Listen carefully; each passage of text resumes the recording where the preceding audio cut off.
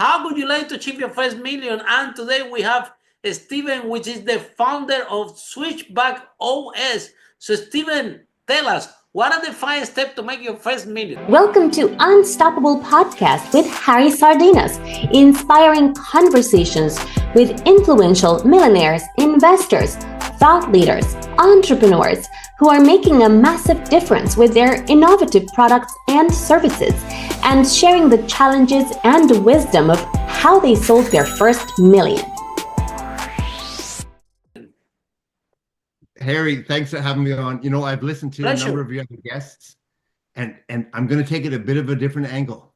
And so I love all their advice, like become great at business, become great at sales and marketing, you know, work hard, like really find your niche market, just establish your avatar. All that stuff is awesome. I totally agree with it. But here are my 5 steps. And so it's a bit more behind the veil, because I like to answer the question, why do good people sabotage their lives? Why do good entrepreneurs shoot themselves in the foot? And it all started for me, it was like, why do good loggers kill themselves when no one is asking them to work that way or take that risk? So step number 1, people can change. Believe in neuroplasticity. Believe that you can rewire your brain. And I mean, there's lots of examples for that, but I know it's a little bit different than believe in yourself. I'm saying believe that you can change. If you have an anger problem, like a hair trigger anger, believe that you can change that. If you have a habit of interrupting people, believe that you can change that. So, and not just believe, I mean, there's a whole skill pack behind it as to how to wire your brain. And I hope we have time to talk about it later on in this podcast.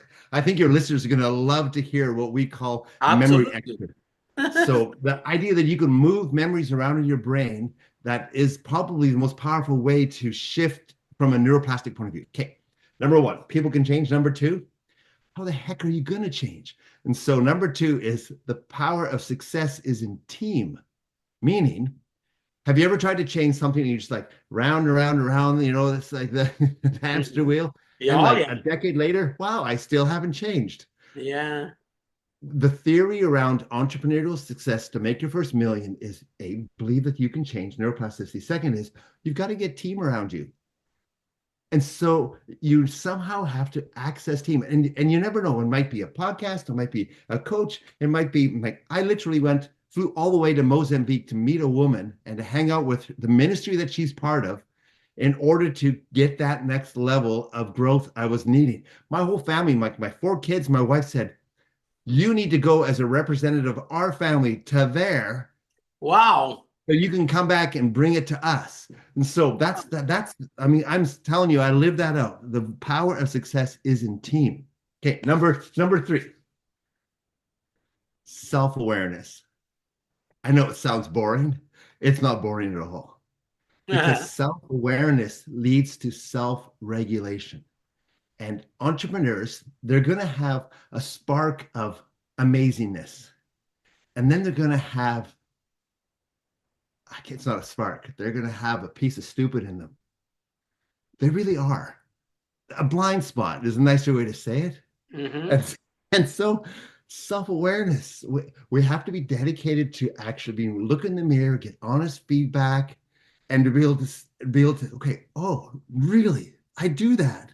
And then that self-regulation piece, learning how to rein in the horses so that you are able to manage essentially your emotions and your thoughts, so that at the end of the day, you actually, like for instance, one of your guests talked about, you know, you got to be able to make a sales call all about the other person, you know, the person, you got to meet their need and bring value to them. Well, you can't do that if you don't have self-awareness. You're gonna run right over that whole process and go on tangents and talk about how great you are and blah, blah, blah. So self-awareness, self-regulation. Okay, number 4, situational awareness. I know it doesn't sound that funny or wonderful, but behind the veil, there's something amazing about situational awareness, which means you can actually read a room, read a situation. You pick up what we call tickets in our company. Like you're walking into, let's say, an office building, you walk into the parking lot, you're looking at What are the cars that people are driving? What's this? What's that? What's the art that's hanging on the wall? What's taking place? What language are they using?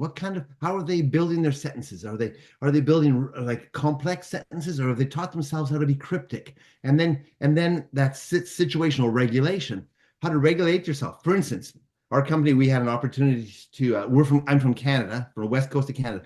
But I did a speaking like conference tour in New Zealand and Australia as a keynote. And we ended up getting a client in Australia of all places. So we did like 10 trips to Australia. So we go to Australia and we're excited because we've watched the movies like Crocodile Dundee and Steve Irwin, you know, the crocodile wrestler. We go, oh, this Australia, we're gonna have to really bring our A game. Like we're gonna have to be exciting and we're gonna have to be exuberant. We're gonna have to tell big stories.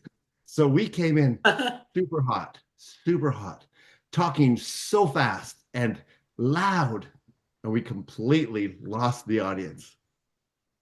Completely. Plus, we were in Melbourne and we're trying to build connection with them by talking about rugby. Well, that's the wrong sport. In Melbourne, Australia, it's footy. Oh, wow. Footy is what brings people together. So my associate Paul and I, in our first break, were like, we're completely failing. Like our situational awareness wasn't kicking in, but in our situational, we weren't able to. But they said we need to do a 180 like right now, because we had self-awareness and we knew that we could change. People can change in neuroplasticity, and we knew that we need to build team with them. And so we actually went into the hotel lobby and said, "Can we borrow some stools from your bar?" I said, "Yes." We brought stools to the front of the room. We sat down, said, "We're going to slow down our word count. We're going to quiet our voices. We're going to lower our voices, and we're going to connect. And we're not going to tell any more big, giant stories. We're going to tell our B-roll stories, not our A-roll stories." And we won the room, won the contract, and bought a new suit, and did an amazing job.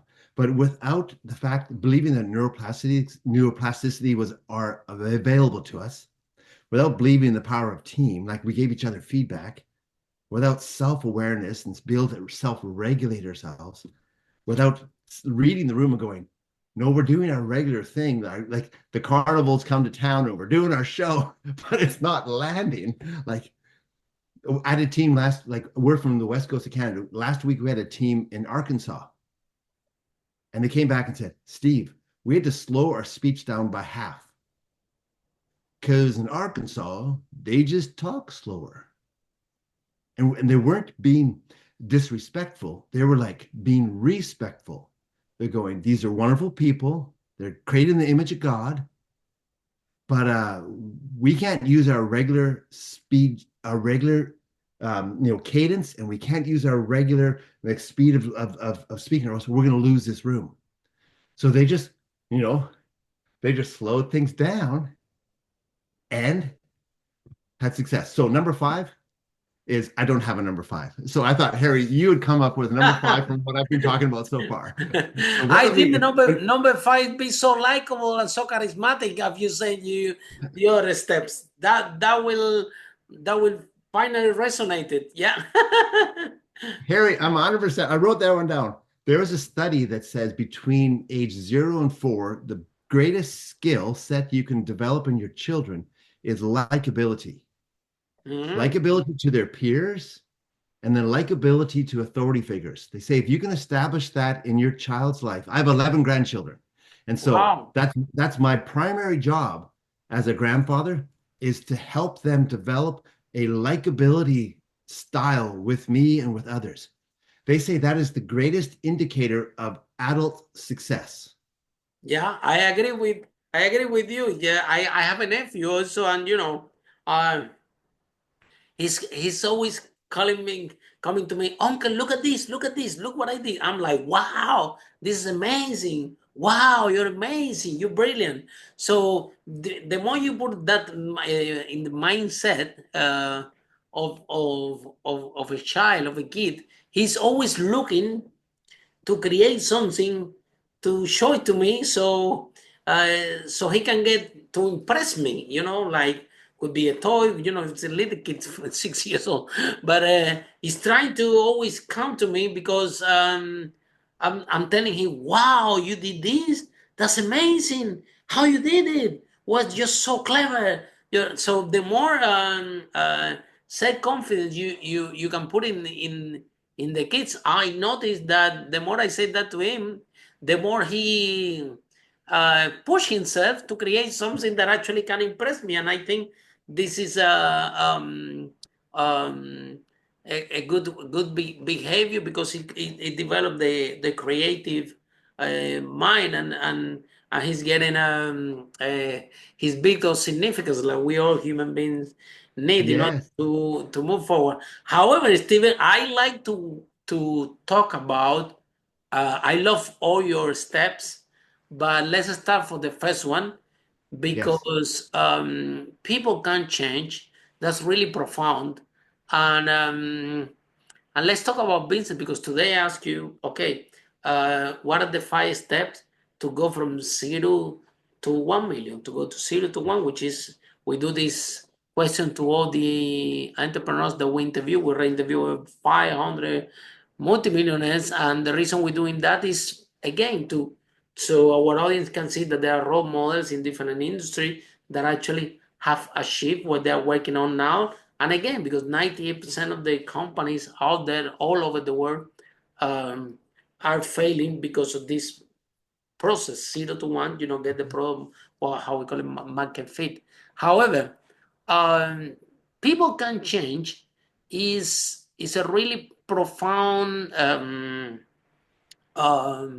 statement, especially when you go into 0 to 1, because I think that uh,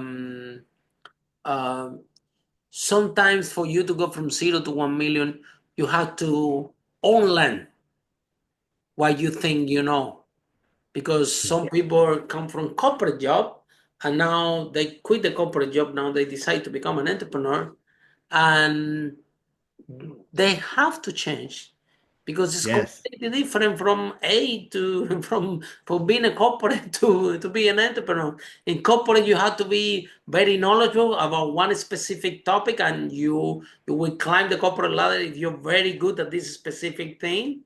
Yeah.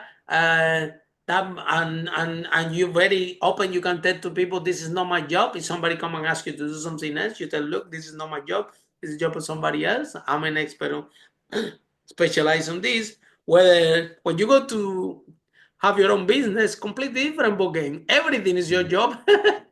So you have to unlearn the your corporate mentality to start to switch on to entrepreneur's mentality. And then again, you have to unlearn, because the thing that you know, when you make from 0 to 1 million, after you make this 1 million, you have to unlearn everything. If you want to go from 1 million to 10 million, after you reach 10 million, you have to unlearn everything and learn again 10 million to 100 million, and so on. So um, and the people that they are failing, or they are finding challenges, is because they are not willing, exactly what you described, Stephen, to change. What do you think that is the biggest behavior, why human beings don't want to change the way they're thinking? What you clearly articulate that there is no progress if you don't actually unlearn and learn again, right? Well, while you're talking, I was listening for sure, but I was also daydreaming. I couldn't help it. I saw myself. I don't know if you ever do conferences, but I saw myself like you have like 18 keynote speakers, right? And they're all saying, work hard and hustle and learn skills. And then, okay, Steven Falk's coming up next. Um, Here he is. And we just the lighting in the room sort of it gets a little bit darker, right? Okay. We're gonna talk about something that we often don't talk about, because entrepreneurs are amazing at focusing on what they're good at, and they're very good at hiding what they're not good at. Absolutely. And you did that in your corporate world successfully, but now in your entrepreneurial world, every time you scale, what you're hiding is magnified at the same rate that all your gifting is. And did you know that people can read you beyond your words and your Rolex and the persona that they can see behind the veil. Just, I mean, the creepy version is if a man looks at a woman lustfully, and she will typically like grab her jacket and pull it over her body.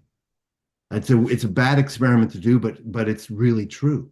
How does she know that someone at the airport has just looked at her with sort of lustful eyes?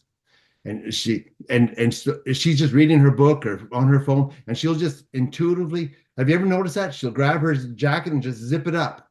I'm like, fascinating. So what it is we, as entrepreneurs, we are more exposed than any other person, especially as leaders, any other person I think in society, other than say mom and dad, they're so exposed to their kids, just strip it back, right? It's all right there.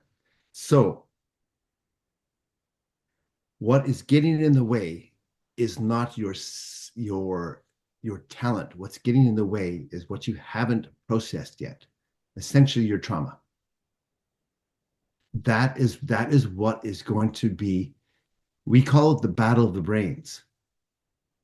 So there's a battle going on, and I don't care how much cologne a person can put on and how fancy, like we have a saying in our company, we say overcompensation out of an acute sense of lack.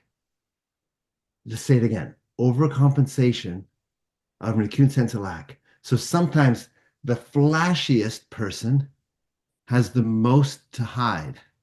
Mm-hmm. And, you can get away with it if you're running a $500,000 company.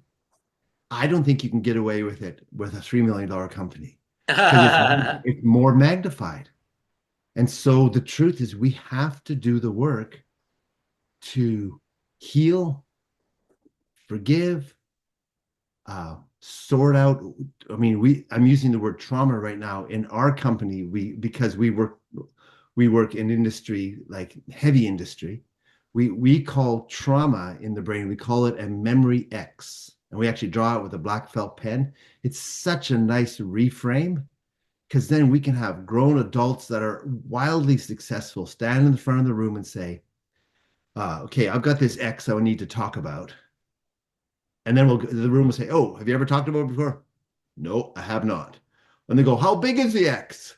And then like it'll be on a flip chart paper, right? And say, well, I don't know, well, they'll draw it for us. Like the room's like, go, draw it for us. He goes, well, what the heck? It's a massive X. And say, okay, so what's the origin story of the X? Like how do you know that you got an X? Well, he says, well, pretty easy because my wife just left me, so I've got an X. She's my X. And everyone laughs, right? But I said, we don't buy that as the origin story for the X. We go, okay, well, what's an earlier story, or what's the earliest story you can come up with that's sort of on that theme of that X? So what was that X? Oh, my wife betrayed me. Oh, cool. So when do you think? And they're like, oh, this is getting heavy. I said, yeah, for sure. Can you imagine that doing that at a conference, right? So everyone grab a piece of paper, draw your X. How big is that X, man? Is it hidden and is it behind? Because some people have X's that they're literally behind the sheet. They don't even want to expose it. And then you say, okay, so there it was. And also you can find this origin story at 8 years old or 10 years old or 14 years old or something like that. And then here comes neuroplasticity.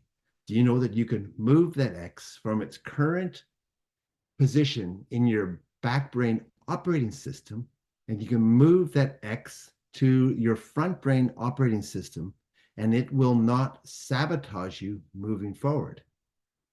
It doesn't change the historical significance of it. It just reframes it. Literally, you rewire your brain so that the next time you need to take a bold step, the next time you're with a customer that, let's say the first time you coach a billionaire, most people will have an adrenaline response to it. Their shirt will get soaked. Their heart rate will be up. They'll end up with some tunnel vision. They'll end up with ringing in their ears. They'll talk too much. They'll listen too little. And they'll probably blow the interview. That's not the front brain.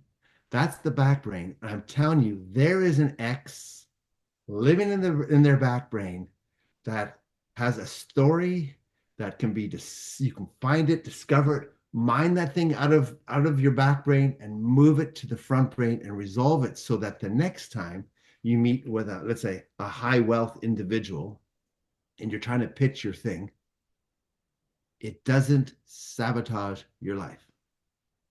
And I think that all the success of the entrepreneur, it happens in the mindset. And let's face it, when we start our business, right? We have a lot of issues. We have a lot of pressure. We have challenges finding the first client because obviously nobody knows you. And Yes. and then you find the first client, and then it doesn't pay you, and then you find the first supplier, and it wants you to charge you more expensive. And by starting this business, you accumulate a lot of negative emotions, right? Yes. And when these negative emotions join already your emotions that you have from childhood, Yes. That's it right there. this is what become. And sometimes, Steven, that all that emotion negative, if they are not treated soon, they become physical pain. They can be Yes. cancer. They can end up in an illness because it's a great confrontation. All the emotions that you have from a business, which is, you say, why I'm working so hard, and we all been there. Yeah. It was a stage in my business that everybody was getting paid by me. I'm like going home and say, wow, this is unfair. I'm doing all the work and doing everything. I put this business together and everybody's getting paid and I'm getting zero. It was not enough for me. And my team was telling me, well, the business belongs to you. So if you don't get paid, it's your problem. And I'm like, wow, this is very unfair, So, and then you have these emotions going on, right? And so how you realize, Steven, that in order to succeed in the as an entrepreneur, you actually have to work on yourself and you have to change or rewire the way that you behave, that you act. You need to find your own way to release this negative emotion. Could be meditation, could be playing basketball. I like to go for a walk, for example. That works very good for me. Yeah, to see green and to walk. Yeah. So when do you find out, Steven? Because look, let's face it, most of the entrepreneurs, they think that they are perfect. They have a big ego. They don't need help, Yeah. and they're not going to change Yeah. anything because they are perfect. So Yeah. how you navigate that and how you discover this also for yourself, because for you to be helping others in that field, um, you have to have your internal journey and figure it out for yourself. So when this internal journey start and what happened? Oh, there that you have so many. You asked like 4 questions there, and I want to answer every one of them. Let's start with this. If you can meet an entrepreneur and you can see their limp, but you see that the limp is not really affecting their ability to have like self-awareness, situational awareness, and really build a team, that's one that you can trust. If you meet an entrepreneur and they appear to not have a limp, it's like, there's a level of authenticity that's just not there. Like, for instance, you just yawned just a minute ago. It's a different time zone and all those things, right? That's a version of a limp. If you had before the podcast, taken some sort of medication that would have made you like a bunch of caffeine pills, now you're masking the limp and you're less authentic. The fact that you yawned, that's no big deal. I didn't take offense to it. I went, a real person. Human people. You know what I mean? A real person. And so that alone is just like a little micro expression of saying that I'm not a robot. I'm a real person and I have self and situational awareness. Okay. So the limp piece. Unfortunately, I was a classic. I'm not only the founder of Switchback, I'm also its #1 client. Wow. And so I probably grew up like I grew up like in an ethnic family with cousins that I could go through the farm fields to visit. Like just Wow. picture that. Like we could just hop the fences and visit each other. It was a magical moment. And I was likable beyond likable. like I was really likable. And then by age 5 and 6 and 7, it was discovered that I couldn't read. And so now I had the battle of the brains. Which is my true identity?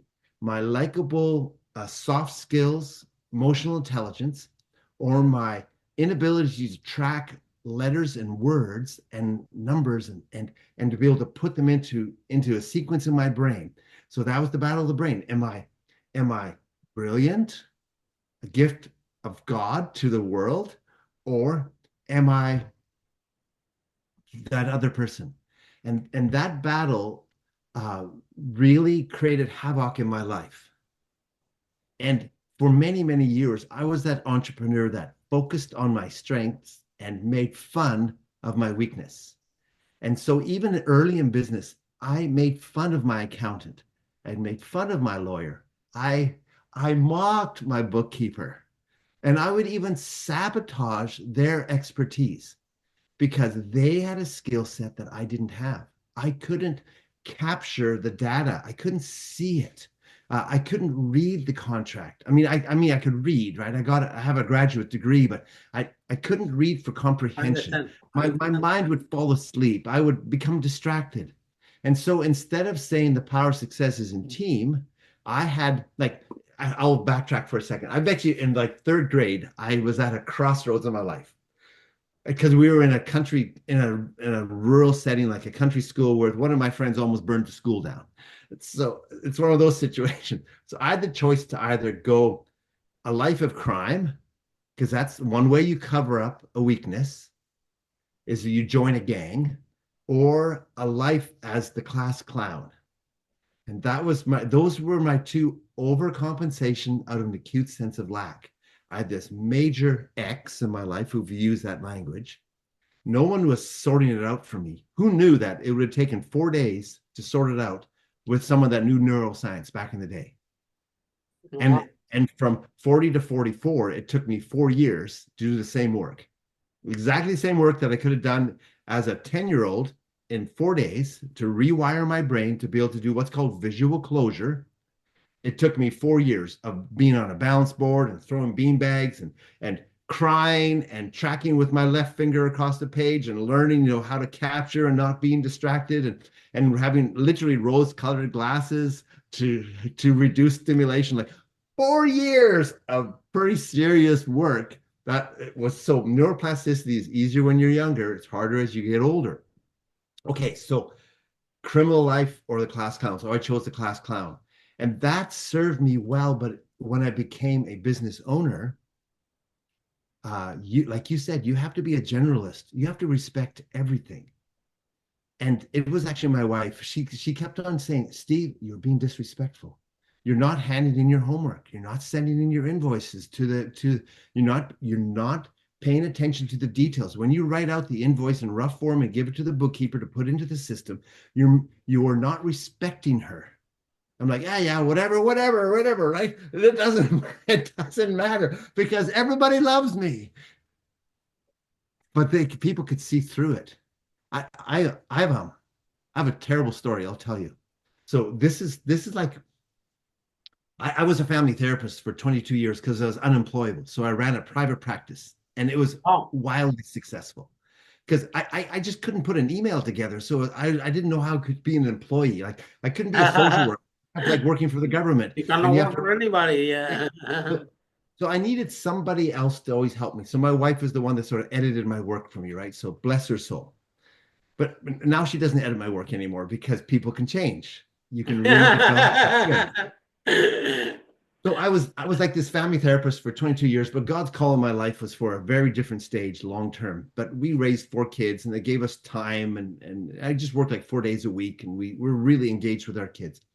So the time came for the big opportunity and it happened. I got into industry and I find myself in Missoula, Montana with 51 leaders of the U.S. Forest Service. They're one of our primary clients now, and them and all their other U.S. federal, agencies, they all love us, right? So we're working with Region 1. And so they have about 6,000 employees. And each one of the people in the room probably manage like 200 people. And we're facilitating and dripping our training into a 5-day process. And it's day 3, and I'm getting bored. They're like, it's such corporate talk.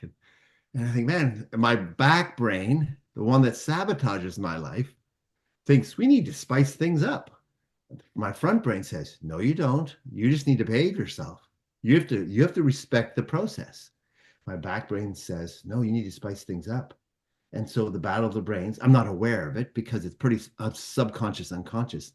I end up perfect timing. The CFO says something, and I go, here's the comeback. And I blurted it out, and it was disrespectful. It was really bad. And immediately I was swamped in like heat. Like I just melted the room. Like and I was just burning. And my business partner's like, what have you done to us, Steven Falk? You're so reckless. That self-regulation piece, right?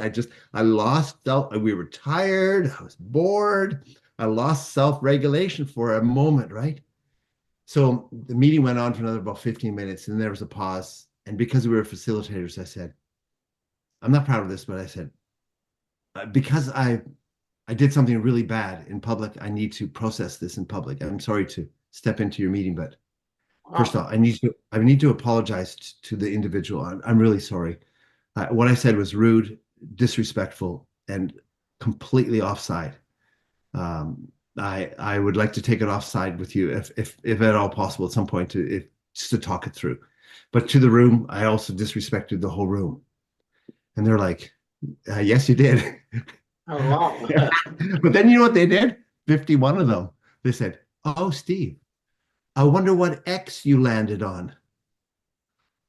What buried memory triggered you to do this crazy thing? I'm going, hey, hold on a second. We're the experts teaching you how to self-regulate. And so they flipped the room on me. And it was amazing. They said, no, we're going to take our time here because this is a good learning moment. Really good learning moment. We accept your apology. People make mistakes. That's fine. People make mistakes, and you made a mistake, and you admitted to it. But let's get to the bottom of this. So everybody, what do you think's going on in Steve's back brain? Why did he do that stupid thing? Wow. Really bad. This one quiet lady that hadn't said anything the whole like 3 days of the meetings already. She's just one of these, like, you can see like she's pure and clean. Like she's not operating it with ego, but she's also doesn't need to, she doesn't have any peacock feathers. She's not trying to do anything spectacular. So they're kicking around different ideas. She says, Steve, I think I've got it. And the whole room, you know how the room goes quiet at these moments? Oh. Or like you could just, she goes, and she didn't have to raise her voice, goes, Steve, you still believe that we hire you because you're funny, energetic, and likable. I said, okay. And she goes, but here it is. The primary reason we hire you, because we charge them a lot of money, we hire you because you're smart. I turned into a 7-year-old. Wow. Like the first time I got 3 out of 10 on a spelling test. And something in my DNA just went, this is the number 2. The power of success is in team. I could tell myself that 1,000 times. I could manifest it in front of a mirror. My wife could tell me, but she's too close to the situation. My mom could tell me she loves me. My dad could tell me he loves me.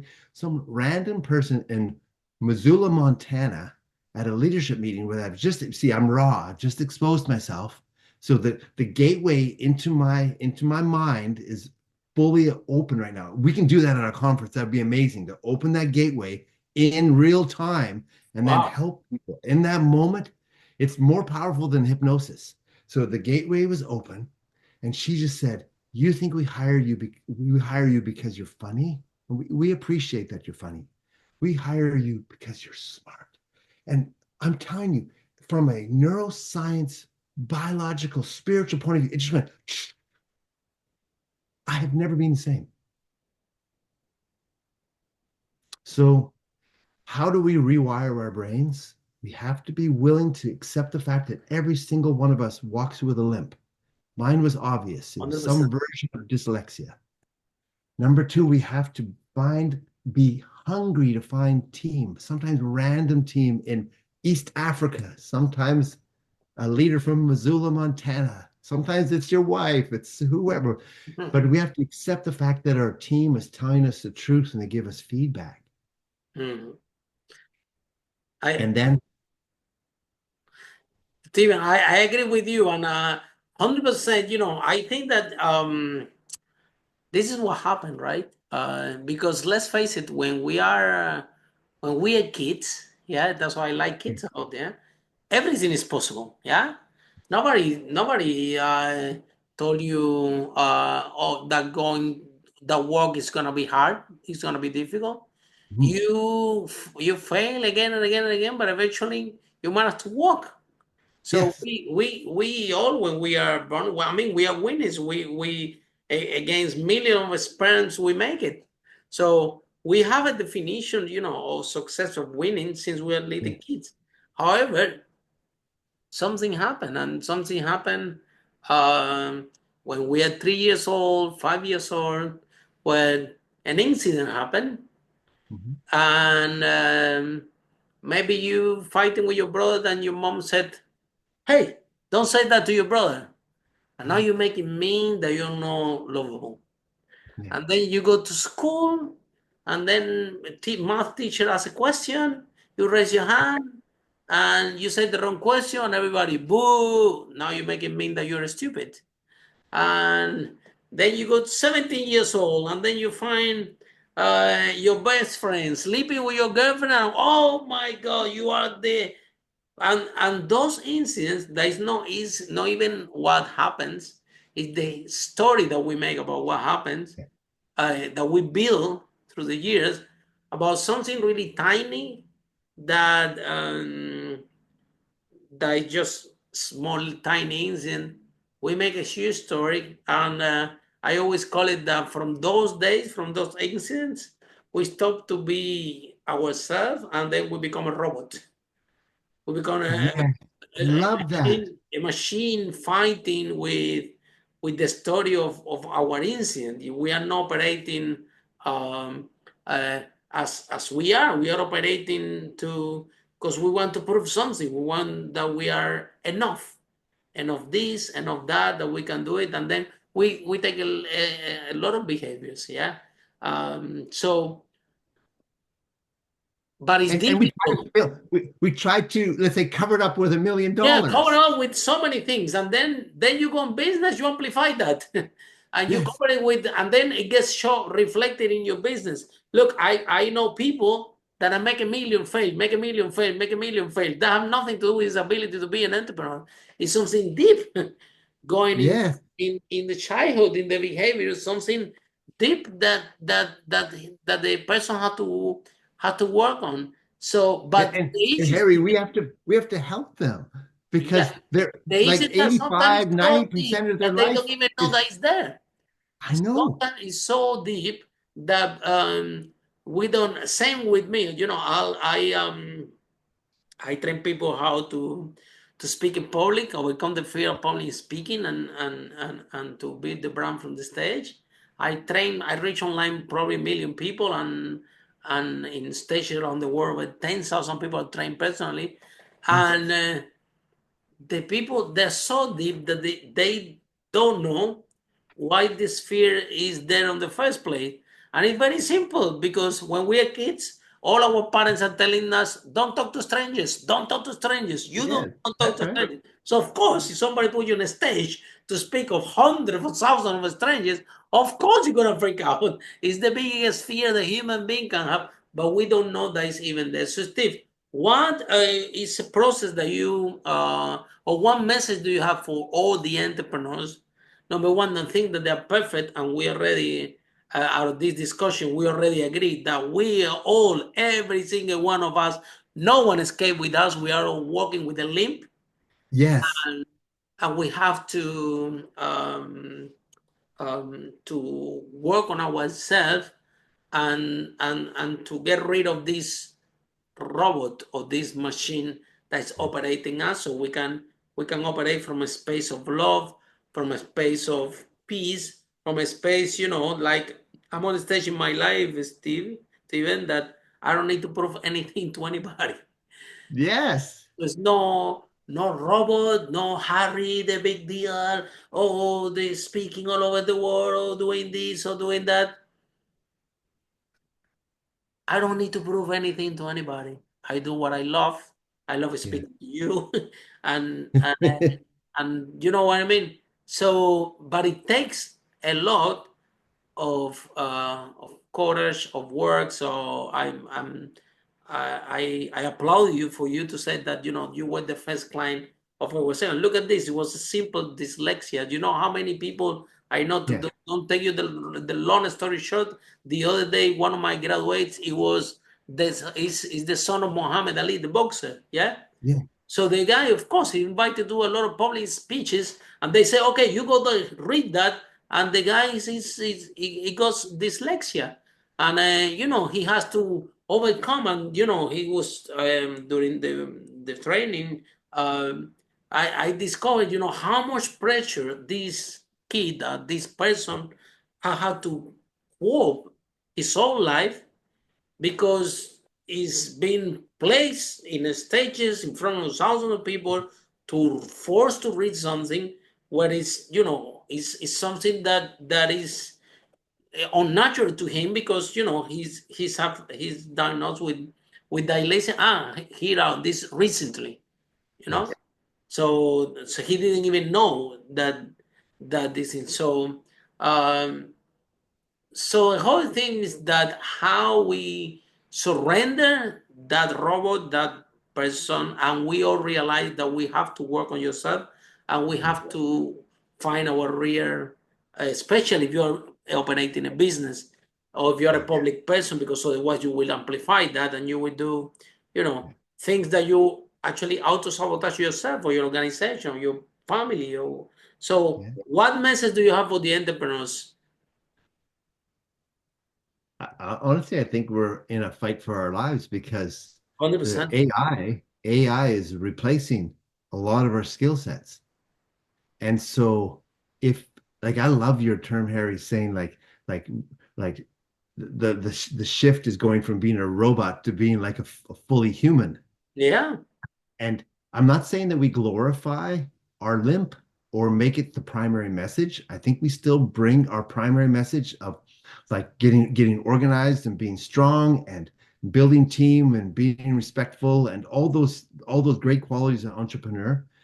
But I honestly think if if one of your listeners can just stops and goes, for sure I've got a limp, but I cover it up. If they can learn, maybe with a little bit of help, but if they can learn to uncover that limp and roll it around like a Rubik's cube, like right now they can only see one side of it. They can see this side, this side, this side, and that's front brain activity. That's the prefrontal cortex, understanding, getting deeper meaning, understanding of that limp. If they can actually be able to eventually hold that Rubik's cube and be comfortable, have no adrenaline drip, no matter what side of that dynamic or the limp that they see, then that is that the limp is then available to their clients. It's like a gift of authenticity. And you don't weaponize it, you don't glorify it, but it just people relax under your leadership then because they realize you're a human. And I attend some conferences, not tons, but like I'll watch people and they'll hide behind their PowerPoint presentation. In fact, the stage will even be dark. We can't see their faces. And all we're doing is looking at spreadsheets that go, yeah, but a robot's going to replace that in a minute. Like we would need to turn that. I think here's the message. We need to turn the house lights on so we can see the person that's delivering the message. And I think as entrepreneurs, you need to do the work, which is like neuroplasticity. People believe that you can change, do the work so that you are comfortable in your own skin. And I wish I could have been more comfortable in my skin. Like I was likable, but I had that chip on my shoulder in my 20s and in my 30s. And I paid a big price for that. Me too. And Yeah. And We so all have. to your listeners that are like in their 20s and 30s, and you think you're it and you can hide your limp. I'm just telling you, as an older man, it's not hidden, it's exposed. Everybody sees it. Everybody sees it. And the sooner you are willing to stop, take a deep breath, and spin that Rubik's Cube around, figure it out, move that X from the back of your brain to the front of your brain and resolve it, forgive what you need to forgive, heal what you need to heal, then you can move forward with all your gifting and talent and ambition. But you can be fully human. And that is more attractive than artificial intelligence. I 100% believe. Yeah, and then you can make a positive impact on the world, because when you operate, when you disconnect this robot from your life, or at least you're aware that is there, and it's who you control this this way of being. Yeah, um, you start to become truly yourself, and it's a very good way to live your life. The other day in this broadcast, I asked one of the entrepreneurs that I interviewed. He asked me, Harry, what is the fastest path for the straight line from Right. point A to B? And I said, the straight line. And he told me, no, Harry, is the path with less resistance. Think about the Yeah. river. Yeah. So once we work on ourselves and we uh, work in our limb, and we start to find this limb, Mm-hmm. know what caused this limb, how to address this limb, and how to remove it, because as you 100% share with us, people can change. So Yeah. we change that, you rewire that emotion that it been there, sometimes so deep that you don't even know that is there, because sometimes it's so deep and it happens at so early age that, and you build a story after story after story about the incident, that sometimes, Steven, there are people that don't speak with the fathers for 20 years, for Mm-hmm. 30 years, Mm-hmm. relationships broken forever, for something that happened that if you ask them now, they don't even remember. It's just a Yeah. story built on top of the story, on top of the story. So we are not robots, we are humans. Yes. And until we don't Listen to this man. when we don't find the humanity within us, we won't be able to operate at highest level as an entrepreneur, or as a human being. The issue why this is important for entrepreneurs, Steven, is entrepreneurs, because they're leading the world, they're creating jobs. If the entrepreneur don't work on yourself, that link can create a huge negative impact in the business and in the life of those employees and that people. That's why Yeah. it's more important than ever that the entrepreneurs work on that.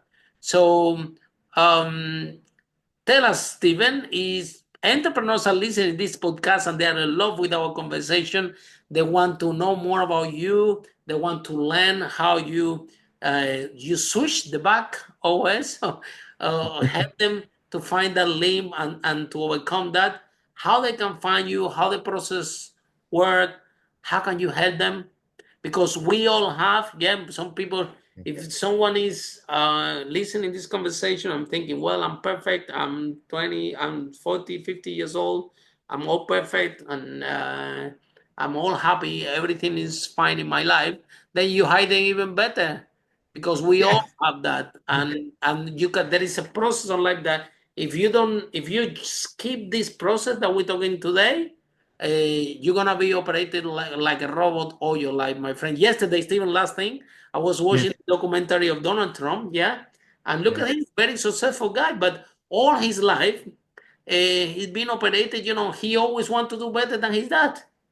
He Yeah. want to prove Yes. he was better. So there you go. Is someone that, well, today is going to be the president of the United States, but this is a behavior that you see that is like we call it a robot running Yeah. a person, and this has been his life. Yeah, Mm-hmm. it's Yeah. not my life; it's the life that he choose. But it coming from, I have to prove that I'm better, and I'll show you that I can do it, and then I show everybody that I can do it, I'm not gonna be president. I show everybody I can do it, and it's that it. behavior. Yeah, and look, got a president. Don't get me wrong. I have a wonderful life. Yeah, but what if we can do the same thing with the space of as a human being? And no having It, Harry, that's it. That's the one.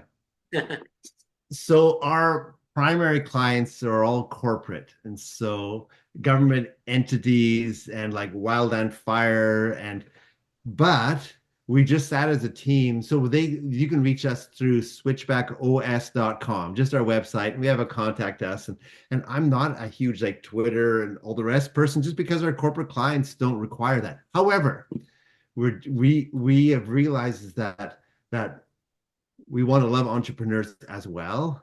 And so in 2025, we are starting a mastermind. We're joining that world. And so if somebody wants to journey with myself and figure out this whole piece around, self and situational awareness, and if there's a part of their life that they know that they do not have self-regulation, I'm telling you, we have the recipe. And it's been proven by, in our industry, like where we work, we prove it by reducing fatalities in the workplace. Wow. So our work literally changes how many people die in wildland fires, how many people die in heavy industry. And that's one of the primary metrics. They measure the success of our model. Because who knows, if you are fully human, you don't make a mistake in the heat of the moment.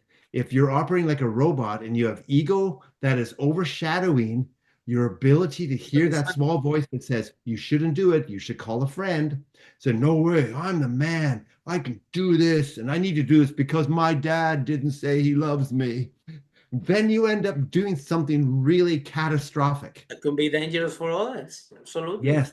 And so switchbackos.com. It's humble. It's a humble way to love the name. Love the name. That's it. Yeah. So thank you so much, Steven. This broadcast has been amazing. Yeah, you made my day today. I'm so happy that we talk about this conversation because again, we want to make a million. Yeah. And this was me, like I go in business and then I want to make a million. I want to become a millionaire. This is what I wanted, or this is what I thought I was wanted. And but then you make a million, you're like, what? Like nothing happened. There's no fulfillment. There is nothing there. So it was not a million. It was, it was the robot operating, but it was no I was not operating by myself, like I said, as a human, and it took a while. It took a lot of work on myself. Took a lot of traveling and meeting coaches and experiences and business things, that happens, and the reflection how I operate the business. So I had to look into myself and say, well, really had to work on myself because absolutely I'm not perfect. Yeah.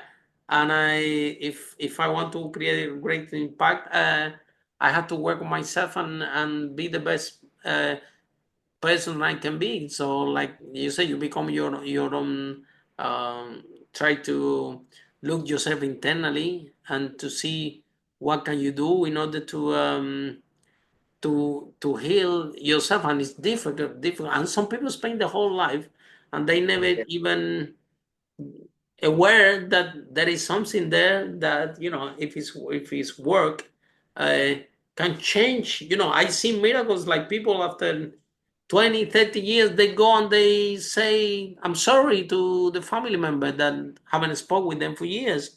Or brilliant things I'm seeing in my life when people actually go deep down, accept responsibility, and work on themselves, and that because they have done that and they have clearance of that, they have a huge impact on the business. Yeah, I know, 100%. and I also know people that they were too late, and the person already died. Yes. And they couldn't, have that conversation before the person died. And You know now what the feedback we we told get you, from yeah. our clients? the primary feedback we get is like, let's say a 57-year-old leader within the federal government of the United States. They'll come to us after our 3-day training with a lump in their throat, and they'll say, I so appreciate what you've done. I've been texting my adult kids this whole time. I'm building bridges again, but where the hell were you 25 years ago? Absolutely. If I would have gotten this information when I was like 25, Absolutely. 30, I wouldn't have screwed up my 2 marriages. I wouldn't have kids that hate me. I wouldn't be 100 pounds overweight. I wouldn't have had a heart surgery. All these things wouldn't have happened to me. I have nothing to do with the kids and with the wife. It's something, not even with himself. It's something that happened to him when he was a kid that, that is amplifying and impact all the life. Seen hundreds of times, Steven, in the entrepreneurs that we train all over the world. So I know I'm very aware of that, and I want to congratulate you and empower you to keep doing this wonderful work to bring love to humanity and to allow the human being to release that baggage, that limb, and because it's beautiful to being human again, right? And one of the tickets to our success was repackaging the language. So I think for our company, calling it a Memory X liberated people for the first time to be able to talk about. We created a new neurological pathway into that cave that had that hidden stuff in it. And up until then, they had made a vow, I will never go in that cave. We reframed it and called it, it's just a Memory X. It's no big deal. And there's a bunch of X's on top of it probably. And you just pull that thing out of the cave and work it down the hill and move it back into the front of your brain. But now they can identify it, and they can work, and they can remove it, and they can find it.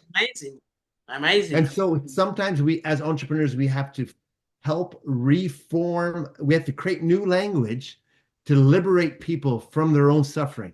100%. So thank you so much, Steven. That has been amazing. And for you listening to us, see you in our next episode of Unstoppable, how brave entrepreneurs like Steven break that wall and achieve the first million. Bye for now.